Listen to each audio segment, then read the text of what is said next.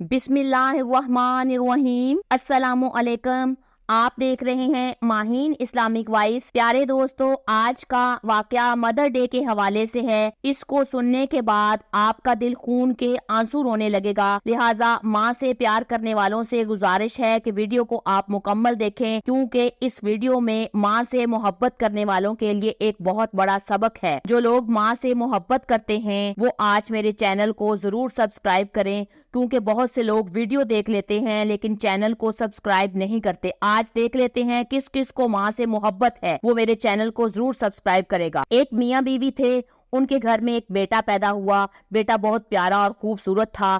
دونوں میاں بیوی بہت خوش تھے کہ بیٹا ہمارا بڑھاپے کا سہارا بنے گا۔ دونوں کی بڑی خواہش تھی کہ بیٹا ہمارا پڑھ لکھ کر بڑا آدمی بنے، لیکن بیٹے کی عمر ابھی چند ماہ ہی ہوئی تھی کہ باپ اس دنیا سے چلا گیا، اور خاندان والوں نے اس عورت کو بہت کہا کہ دوسری شادی کر لو، لیکن عورت نے اپنے بیٹے کی خاطر دوسری شادی نہیں کی، کیونکہ ممتا آڑے آ جاتی تھی۔ اس کے دل میں خیال آتا تھا کہ میرا دوسرا شوہر جو ہوگا وہ پتہ نہیں میرے اس بیٹے کا خیال رکھے گا یا نہیں رکھے گا۔ اس نے اس خیال سے شادی نہیں کی اور کہا کہ میرا بیٹا ہی میرے لیے کافی ہے۔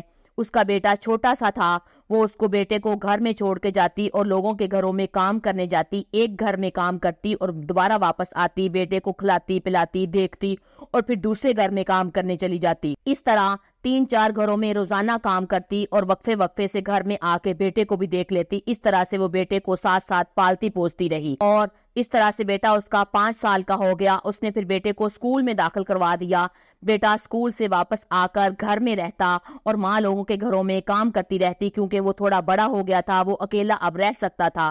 لیکن اتنی چھوٹی ایج کے بچے آپ کو پتا ہے بہت شرارتی ہوتے ہیں۔ ایک دن گھر میں وہ کہیں ماں نے تذاب لا کے رکھا ہوا تھا کہ لوگوں کے گھروں کے میں نے واش روم چمکانے ہیں تو گھر سے تذاب لے کے جاؤں گی، ان کو کہوں گی کہ میں اچھا واش روم دھو دیتی ہوں۔ ماں نے تذاب لا کے الماری کے اوپر رکھا ہوا تھا۔ بچے آپ کو پتا شرارتی ہوتے ہیں۔ بچے نے شرارت کی کہ اس بوتل میں کیا ہے، میں اتار کے دیکھتا ہوں۔ وہ چھلانگے لگا لگا کے بوتل کو اوپر سے اتارنے کی کوشش کرنے لگا۔ بوتل اس سے اتری نہیں اور اس کے منہ کے اوپر گر گئی اور تذاب اس کی آنکھوں کے اوپر پڑ گیا۔ اس طرح سے بچے کی آنکھوں کی نظر چلی گئی۔ بچہ بہت رویا کرلایا اور اس کی ماں آئی، اس کو ڈاکٹر کے پاس لے کے گئی اور ڈاکٹر نے کہا کہ اس کی آنکھوں کی نظر جو ہے وہ ختم ہو گئی ہے۔ ماں نے اس کا علاج کرایا، لیکن بچہ بہت روتا رہتا تھا کہ ماں میں نے دنیا کو دیکھنا ہے، ماں میں نے آپ کو دیکھنا ہے، میں پہلے دیکھتا تھا اب مجھے کچھ نظر نہیں آتا، میں ایسی زندگی نہیں جی سکتا۔ ماں اپنے بچے کو یوں تڑپتا ہوا دیکھ نہیں سکتی۔ ماں ڈاکٹر کے پاس گئی،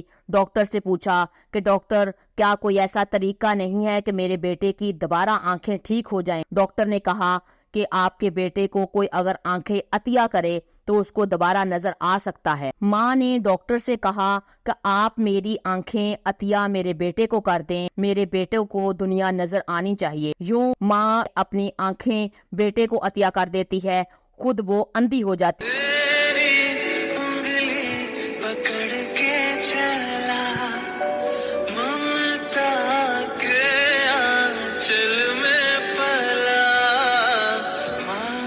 پائیں بہت پیاری بننی، اور اس نے یوں اپنا گزر بسر کرنا شروع کر دیا۔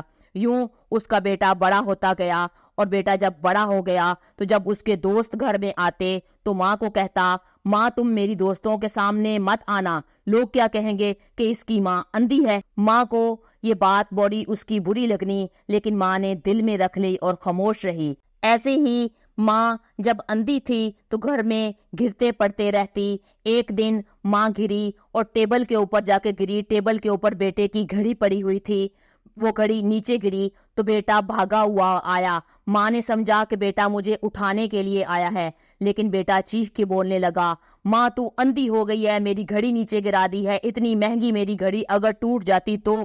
ماں نے کہا، بیٹا مجھے پتا نہیں چلا اس لیے میں ٹیبل کے اوپر گر گئی ہوں۔ بیٹا کہنے لگا، تو اندھی ہے، کسی کام کی نہیں، مصیبت گلے پڑی ہوئی ہے میرے۔ اللہ! ایک دن ایسے ہی ماں بیمار ہو جاتی ہے اور وہ ادھر ادھر سے دوائی ٹٹولتی رہتی ہے، لیکن اس کو دوائی نہیں ملی۔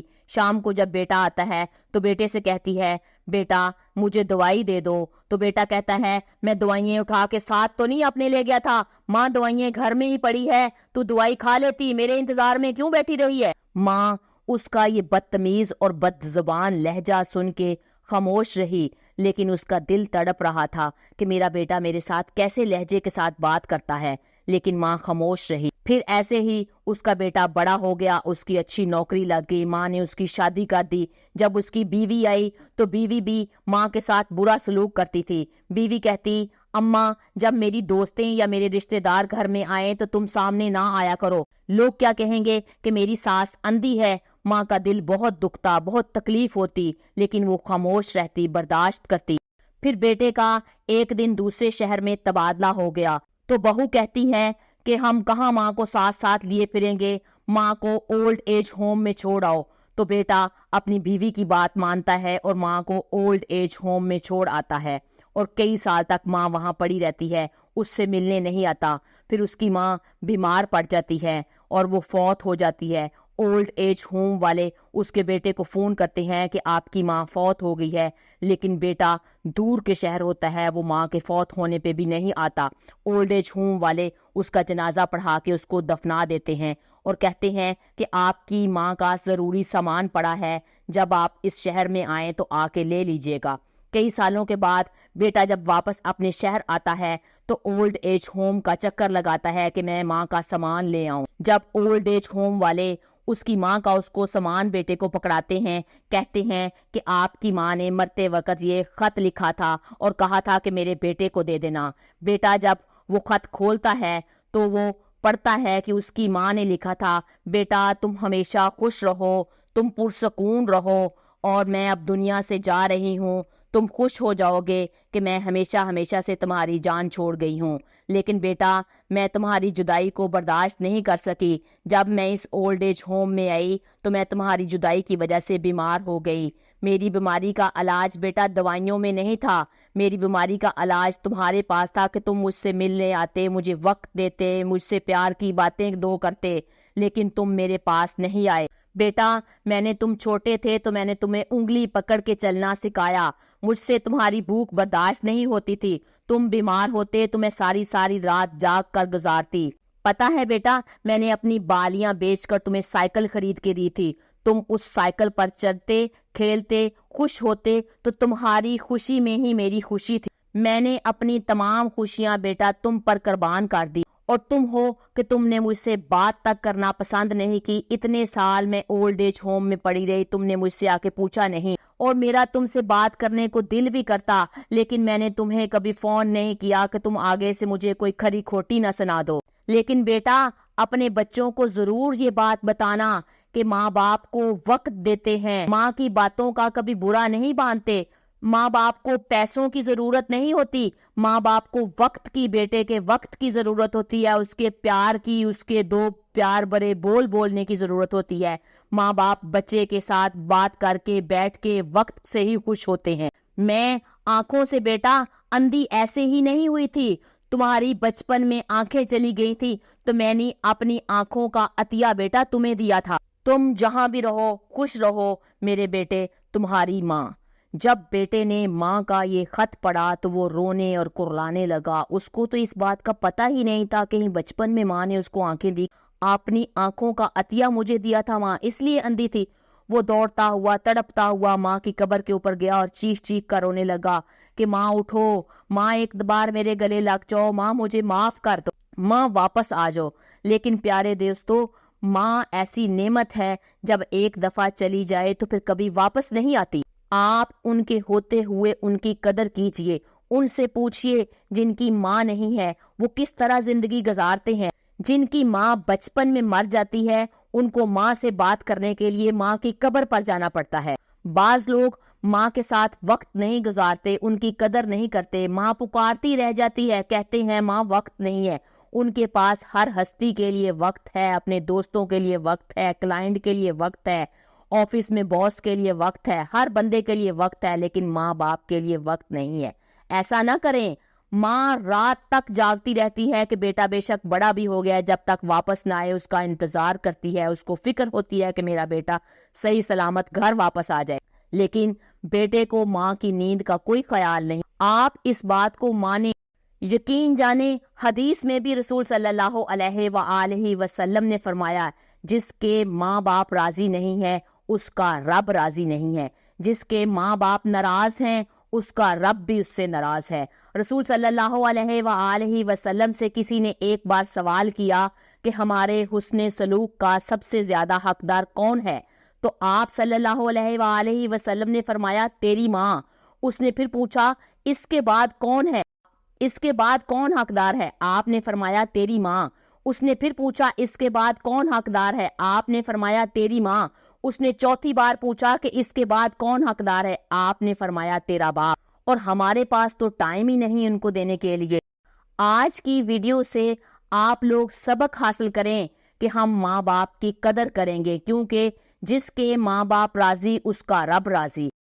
جس نے ماں باپ کی قدر کی، جو ماں باپ سے محبت کرتا ہے، ان کو پراپر ٹائم دیتا ہے، ان کی خدمت کرتا ہے، اس کی زندگی آپ اپنے ارد گرد بھی دیکھ لیں، کامیابیوں سے بھری پڑی ہے۔